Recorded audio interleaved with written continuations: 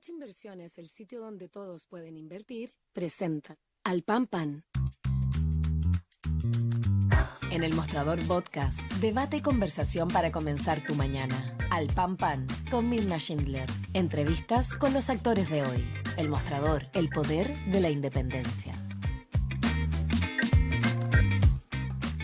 ¿Qué tal? ¿Cómo están ustedes? Muy buenos días. Voy a correr el micrófono que lo tengo muy lejos. Iniciamos un nuevo capítulo de Al Pan Pan aquí por elmostrador.cl.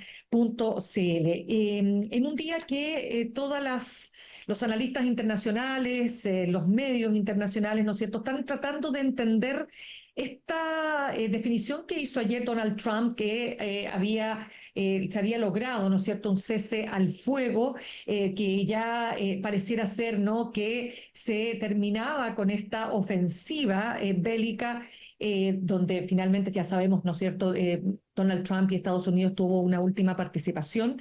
Pero ocurre que eso no ha sido así, porque Irán por de pronto desconoce que se haya llegado a un acuerdo de cese al fuego donde ellos hayan participado, y además hubo un ataque que significó una destrucción de una zona en Israel, con 3 personas muertas, otras personas heridas. Entonces esto podría seguir escalando y no sabemos la verdad muy bien hacia dónde va a llegar. Y por eso vamos a conversar a esta hora con el experto en relaciones internacionales y defensa, Mladen Yopo, quien ya se encuentra con nosotros. Mladen, ¿qué tal? Gracias por estar con nosotros esta mañana. ¿Qué tal? Buenos días, mucho gusto. Bueno, tenemos que analizar varios temas, pero quiero partir preguntándote, ¿cómo podemos interpretar lo que hoy día está ocurriendo? Bueno, primero hay que entender que un alto al fuego no es la paz. Un alto al fuego es bien relativo y va a depender un poco del comportamiento de los actores, y en este caso los actores tienen posiciones muy distintas. Por un lado, Israel quiere someter abiertamente al régimen teocrático de Irán, incluso con la posibilidad, digamos, de que deje completamente su programa nuclear. Y por otro, Irán está reivindicando su soberanía y su derecho, ¿no es cierto?, a tener, equiparar, digamos, fuerza en lo que es la zona del Medio Oriente. Y en esa perspectiva yo creo que Irán, de alguna forma, también está esperando, digamos, de alguna forma una actitud de Israel, digamos, de pacificar un poco la zona para ir generando pasos. Y en ese sentido lo que estamos viendo hoy día es que no está esa voluntad, y directamente porque son dos gobiernos, ¿no es cierto?, que de alguna forma... uno es fundamentalista teocrático y el otro sustentado en una teocracia y también fundamentalista, digamos, de gente de derecha, muy radical, con sectores ortodoxos, digamos, que de alguna forma están guiando lo que es la política exterior de Israel y sobre todo la política de defensa y de seguridad. Ya, lo que ocurre acá es que estamos tratando de intentar poder conocer hasta dónde va a seguir, digamos, extendiéndose este conflicto que partió el 13 de junio, ¿no es cierto?, con el ataque de Israel, luego que interviniera Estados Unidos. Estados Unidos ahora, ¿qué ocurre? ¿Se repliega? ¿Está como observador? ¿Cuál es el análisis que podemos hacer de este tablero?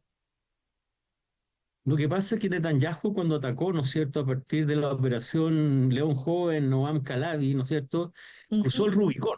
Esa relación, ¿no es cierto?, que se hace directamente cuando Julio César cruza este río, ¿no es cierto?, marcando el inicio de la guerra civil y un punto de inflexión en la historia romana. Hoy día hay un punto de inflexión en el Medio Oriente y que tiene que ver directamente, ¿no es cierto?, con la capacidad de sostener soberanía a partir del poder realista. Y no a partir de la diplomacia o el idealismo, ¿no es cierto?, de lo que es el derecho internacional y las normas internacionales. La acción que hace, que cruza, ¿no es cierto?, esta operación de León Joven, ¿no es cierto?, Amcalavi, ¿no es cierto?, rompe con muchos precedentes del derecho internacional. Entre otros, ¿no es cierto?, fundamentalmente con la Carta de Naciones Unidas, que solo, ¿no es cierto?, permite el uso de la fuerza en caso de defensa propia, a partir del artículo 51, ¿no es cierto?, o la autorización del Consejo de Seguridad. Ninguna de las dos cosas pasaron.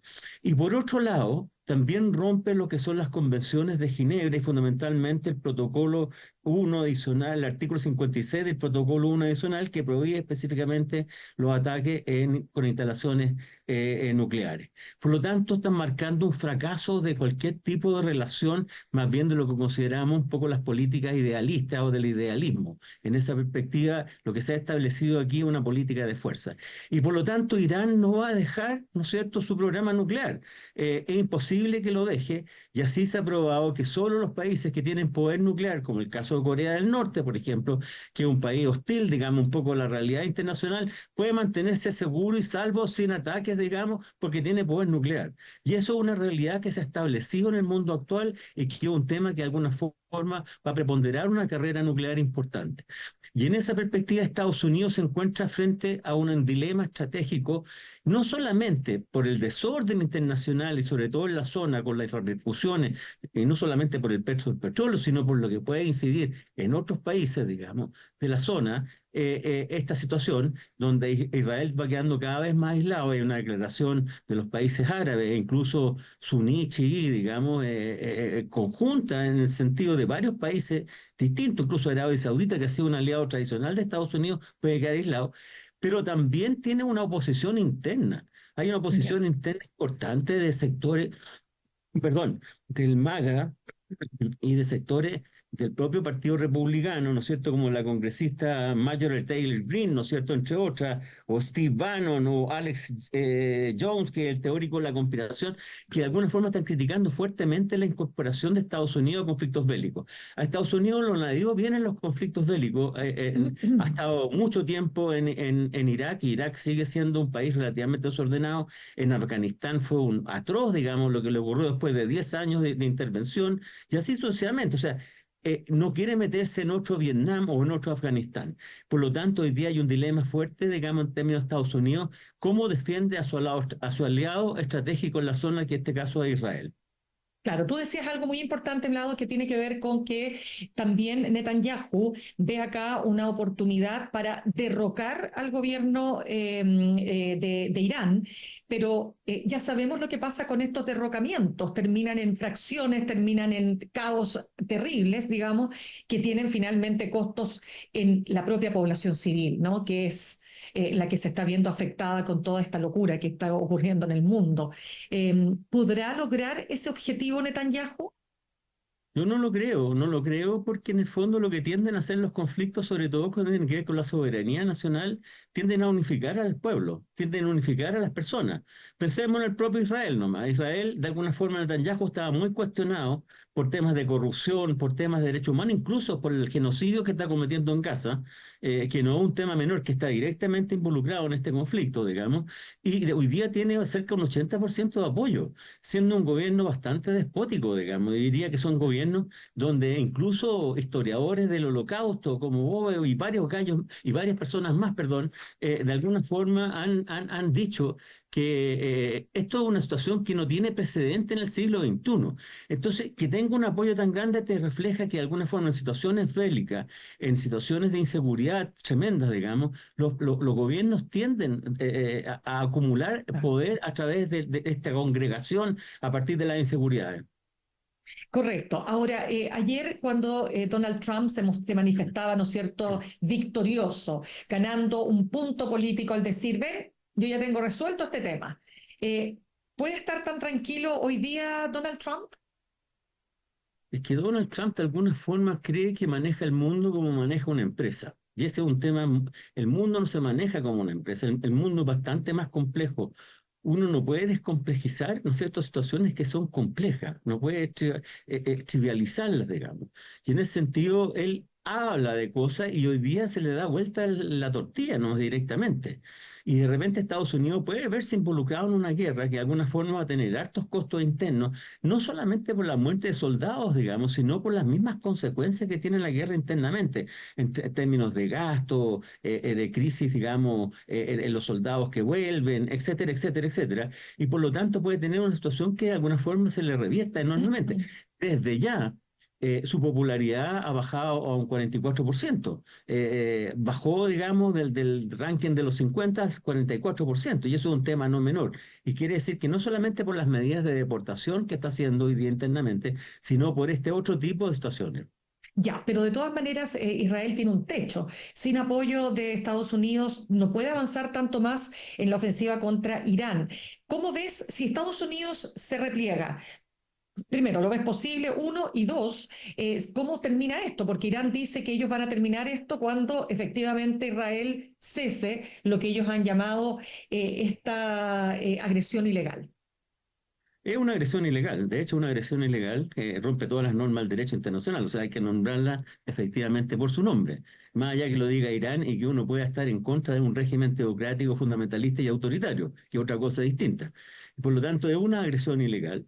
Y yo creo que en esa perspectiva lo que se ha demostrado aquí que Irán no es tampoco un actor secundario y que tampoco ha sido, si no hubiese contado Israel, ¿no es cierto?, con el apoyo de Estados Unidos, de las bases que tiene, ¿no es cierto?, en distintos países, de los submarinos que tiene, de los portaaviones, digamos, para parar los misiles, muchos misiles más habrían llegado a Israel. O sea, Irán es capaz de llegar, ¿no es cierto?, a suelo de Israel, más allá de esta famosa cúpula de hierro, ¿no es cierto?, o el domo de hierro, y que de alguna forma era como algo considerado casi impenetrable. Y eso lo ha probado. Segundo, también es capaz de alguna forma de atentar contra las bases que hoy día se encuentran, que Estados Unidos tiene en varios países árabes, como Qatar, Kuwait, Bahrein, Emiratos Árabes, Egipto, Irak, Jordania, etcétera, etcétera, es capaz de atentar. En el último atentado que hizo a dos bases, ¿no es cierto?, le avisó antemano. Entonces, por eso Qatar, por ejemplo, pudo parar, digamos, los misiles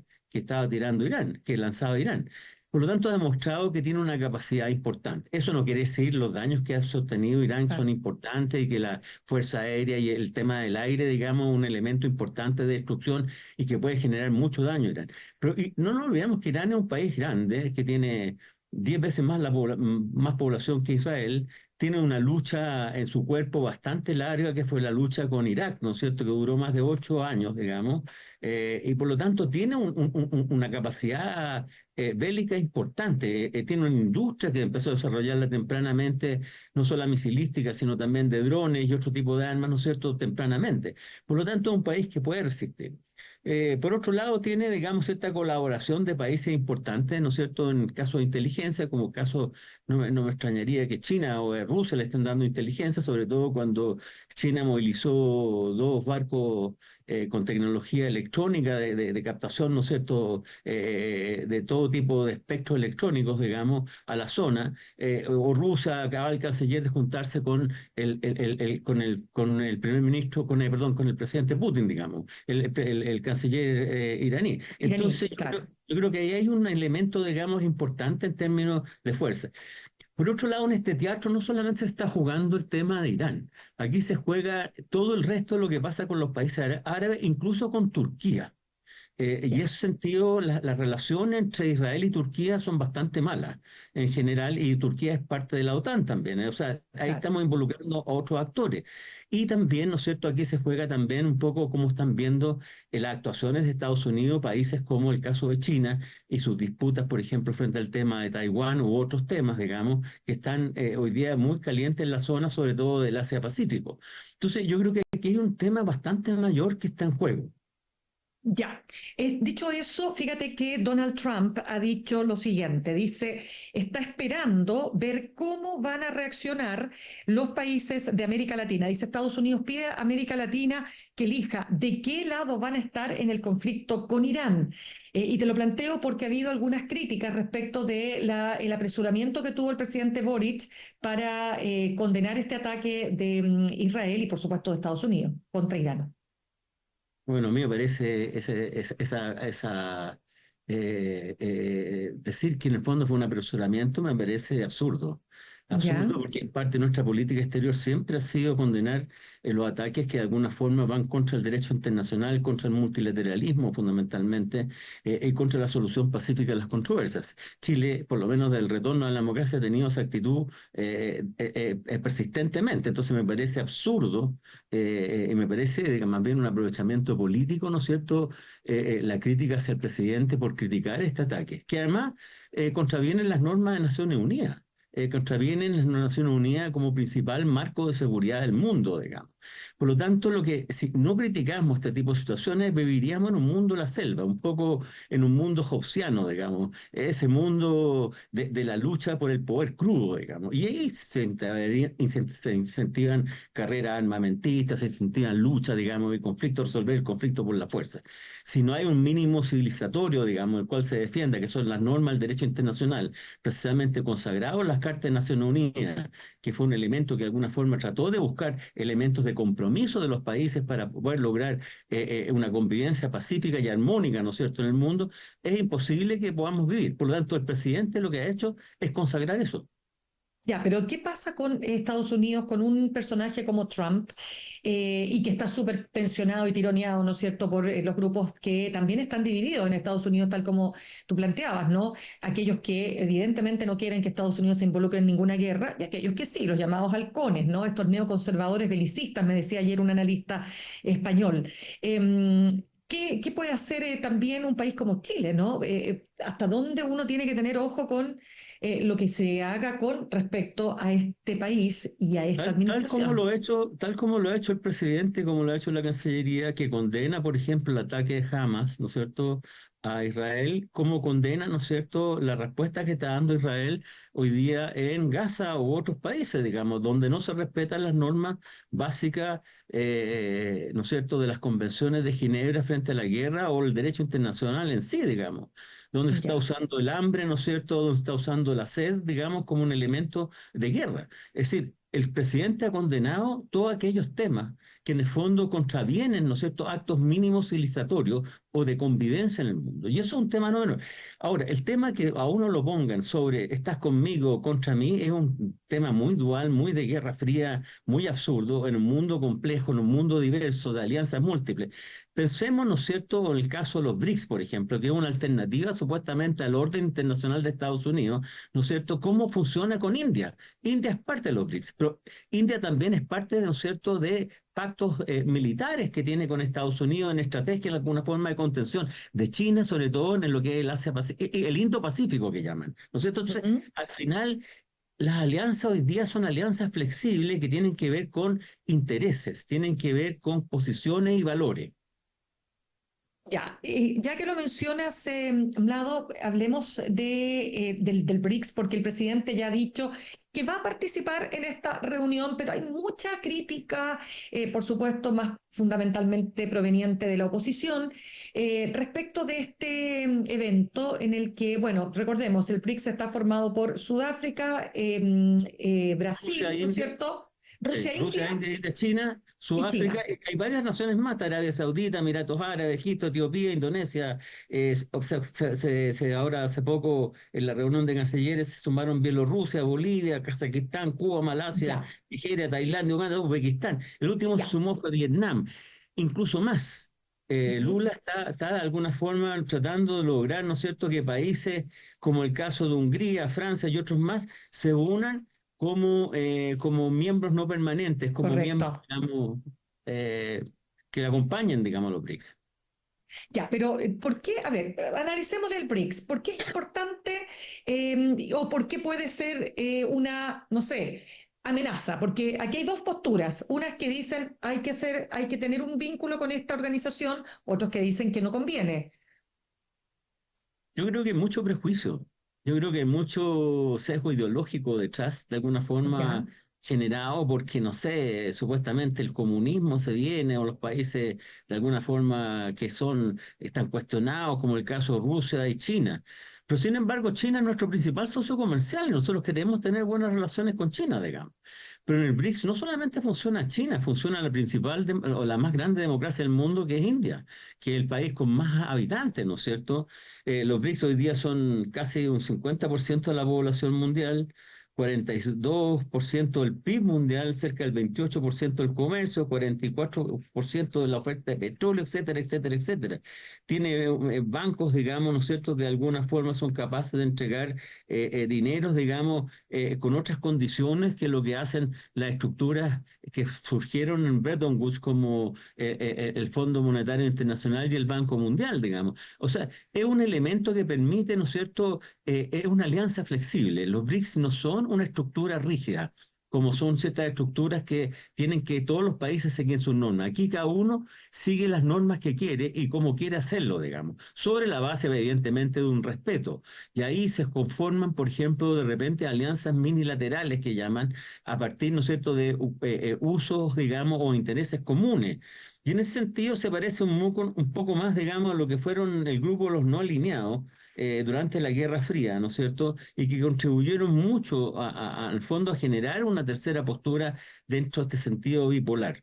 Y yo creo que ahí hay un tema, digamos, que en el fondo no se entiende y de alguna forma la oposición, de alguna forma, lo ve aquí como que si de alguna forma fueran alianzas estrictas. El mundo está moviendo un mundo complejo, un mundo donde los intereses se han complejizado y ya no tienen referencias concretas y claras. Es decir, Europa no siempre está de acuerdo con Estados Unidos, a pesar de que Europa y Estados Unidos tuvieron una alianza estratégica durante mucho tiempo. Europa de repente tiene concepciones distintas a partir de intereses distintos. El Mm. caso fundamentalmente, ¿no es cierto?, de lo que es la región frente a Estados Unidos tampoco tiene intereses similares siempre. Incluso Estados Unidos, con sus socios más cercanos, sus países vecinos, no está de acuerdo siempre. Por lo tanto, yo creo que esta es una situación que a Chile le acomoda. Además, yo diría que en el fondo Chile no va, en el fondo, a ser parte de los BRICS. Chile va a una reunión, ¿no es cierto?, Claro. en la cual va a ver lo que está pasando, va a ver la disyuntiva de ser miembro pleno o no, sino cómo funciona, a oír propuestas, valorar el encuentro, si es convergente con nuestros intereses, para ahí decidir cómo avanzar, ingresar o tener acuerdos parciales, temáticos o simplemente quedarnos como observadores. Ya, pero desde tu punto de vista, ¿sería para ti conveniente o no necesariamente tienes una postura respecto de la incorporación de Chile al BRICS? Es que yo no va a ver la corporación, porque la incorporación va a ver de acuerdo a nuestros intereses. Nosotros tenemos Por que eso, fijar una agenda de intereses y de acuerdo a eso irnos ya. relacionando con esa agenda de intereses, no de antemano. Ahora, yo creo que Chile sí, como concepto general, funciona, digamos, en todos los espacios multilaterales que se le abren. Y este es un Ya. espacio multilateral muy importante, y por lo tanto yo creo que sí que tiene que estar presente. Ya, pero ¿por qué? Porque tú decías que el BRICS es una manera de contrarrestar el poder de Estados Unidos y sus aliados. No, no digo exactamente, o en A parte ver, sí, en parte no. Yo más bien creo que es una nueva posibilidad de buscar ciertos acuerdos que permitan solventar ciertos intereses nacionales, como el caso, por ejemplo, de apertura de mercados, como son alianzas fundamentalmente en términos de protección del medio ambiente, como son políticas, digamos, que tienen que ver con el desarrollo, la prosperidad, tiene que ver directamente con la posibilidad, ¿no es cierto?, de encontrar nuevas fuentes de financiamiento. Es decir, más bien son a partir de los intereses de Chile. No es, los BRICS no es contra alguien en especial, sino es más bien la posibilidad de correcto. tener una cierta autonomía que en el fondo permita, ¿no es cierto?, una autonomía estratégica al final de cuentas, que permita, ¿no es cierto?, al país poder decidir qué hacer y cómo hacerlo. Claro, lo que pasa es que, te insisto, la otra parte dice que nos aleja de Estados Unidos y nos convierte y nos pone en una situación de cierta, digamos, vulnerabilidad, si tú quieres. No, no sé cómo explicarlo de otra manera, pero Pero sí, pues, sí, dime. pero hay que tener en cuenta que ya el 40% de nuestro comercio va a China. Muchos capitales, Chile está invirtiendo en capitales en Chile. Rusia también está invirtiendo en varios capitales y Chile ha condenado la actuación rusa en Ucrania, por ejemplo. Por eso que vuelvo a repetir que este no es necesariamente un foro donde hayan coincidencia, es un foro en la diversidad. Es un foro como Naciones Unidas, ¿no es cierto?, donde participa gente muy diversa. Desde aquí hay monarquías, hay democracias plenas, hay regímenes autoritarios con economías de mercado, el caso de Vietnam o el caso de China, por ejemplo. Es decir, hay países latinoamericanos, como el caso de potencias regionales, como el caso de Brasil, o potencias regionales en el caso africano, como Sudáfrica, por ejemplo. Es decir, son países democráticos o de distintos regímenes que hoy día se juntan para colaborar en un proyecto común que les permita, ¿no es cierto?, generar opciones a partir de sus intereses. Correcto. Vamos a lo que va quedando respecto del tiempo que nos va quedando, quiero decir, Mladen, Nada, Mladen, perdón. sí. Quiero preguntarte por qué. estaba viendo que hoy día, ¿no es cierto?, respecto de lo que está ocurriendo naturalmente con Estados Unidos, con esta administración, en fin, bueno, ahora la Embajada de Estados Unidos en Chile está revisando y ha dicho, vamos a revisar las redes sociales de todas aquellas personas que quieran postular para ir a estudiar a Estados Unidos. Bueno, y sabemos también de casos de periodistas que les han rechazado la visa waiver solo por haber publicado algo respecto de Gaza. ¿Cómo ves el avance de ese autoritarismo que se instala con varias otras expresiones que están ocurriendo en Estados Unidos? Parlamentarios demócratas que son esposados y llevados a la rastra porque hicieron una pregunta a la persona encargada de la seguridad en un punto de prensa. ¿Cómo ves eso? Bueno, hay una regresión democrática enorme en Estados Unidos, donde primero la separación de poderes no está funcionando. Evidentemente, hoy día hay una sumisión a la realidad, digamos, y al gobierno de Trump y a su movimiento, digamos, enorme. Es decir, no solamente a nivel de lo que son los fallos de la Corte Suprema, ¿no es cierto?, sino también de lo que es el ejercicio de control, digamos, de los poderes, de los distintos poderes. Hoy día, ¿no es cierto?, Trump está fundamentalmente actuando en el límite del elemento legal, fundamentalmente está actuando a través de decretos supremos, ¿no es cierto?, lo que le ha permitido hacer es llegar al borde de movilizar a la Guardia Nacional, ¿no es cierto?, a California para poder parar protestas, a pesar de que el gobernador Gary Newsom le había dicho que no necesitaba la Guardia Nacional directamente porque la policía y las distintas instancias podían controlar estas protestas que eran pacíficas. Está persiguiendo, digamos, no solamente a abogados o a bufetes de abogados, a periodistas, digamos, al interior, ¿no es cierto?, cerrándoles las puertas de lo que es la información en la Casa Blanca, etcétera, etcétera. Es decir, está haciendo una depuración en las instituciones de gobierno, ¿no es cierto?, en el Departamento de Estado, en el Departamento de Educación, en Salud, en los ministerios de salud y sobre todo en el aparato de salud, está haciendo una depuración en el ejército, en las Fuerzas Armadas. Es decir, está generando una situación donde de alguna forma está imponiendo una forma de pensamiento único y eso fundamentalmente va hacia un concepto autoritario y ya no dictadura, digamos. Yo creo que ese es el tema un poco en esa perspectiva. Va caminando rápidamente Estados Unidos a destruir uno de los valores fundamentales que tuvo, que fueron la formación que le dieron al Estado-Nación los padres fundadores, ¿no es cierto?, de esta democracia, donde es para el pueblo y por el pueblo, digamos. Claro, ahora, ¿tú crees realmente que él va a ser capaz de lograr una reforma a la Constitución que le permita un tercer periodo? Bueno, eso es lo que él quiere, eso es lo que le gustaría y eso es lo que le gustaría a su movimiento. Lo importante es que ya están habiendo reacciones a nivel popular y eso es un tema no menor en Estados Mm. Unidos, porque de alguna forma Estados Unidos tiene una legislación importante que permite esa participación y esa efervescencia popular ser canalizada a través de distintos medios. Es una democracia mucho más participativa, digamos, en esa perspectiva. Y yo creo que hoy día tanto las universidades, ¿no es cierto?, que son grandes perjudicados por este concepto, digamos, ideológico, cultural, ¿no es cierto?, de limitaciones, como la población o los medios de comunicación se están dando cuenta, digamos, de esta situación que van de alguna forma empeorando lo que es la democracia, se te va destruyendo la democracia. Y así lo están escribiendo, lo están manejando la prensa, lo está de alguna forma manifestando la prensa. Ya, pues, Mladen Yopo, experto en relaciones internacionales y defensa, muchas gracias por haber estado con nosotros esta mañana. Muchas gracias a ustedes, Mila, que tengan un buen día. Gracias, igualmente. Saludamos a nuestros auspiciadores. Ahorrar cotidianamente se puede y de forma organizada, rápida y online con Ahorrando, la nueva funcionalidad de tu app Coopeuch, en donde puedes programar ahorros de manera fácil y entretenida, eligiendo tus propias reglas y metas. Haz que el ahorro sea parte de tu vida con Ahorrando de Coopeuch.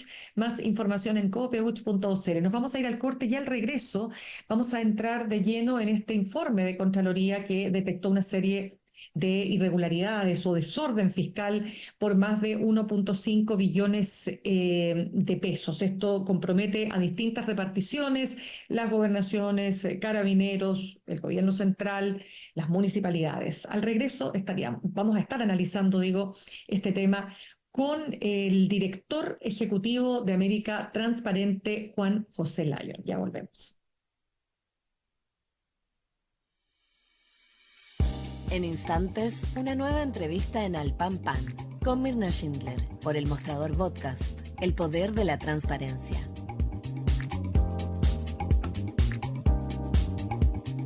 En Coopeuch cada vez somos más socios. Y cada año tenemos una buena noticia, el remanente. Un beneficio único de las cooperativas. En donde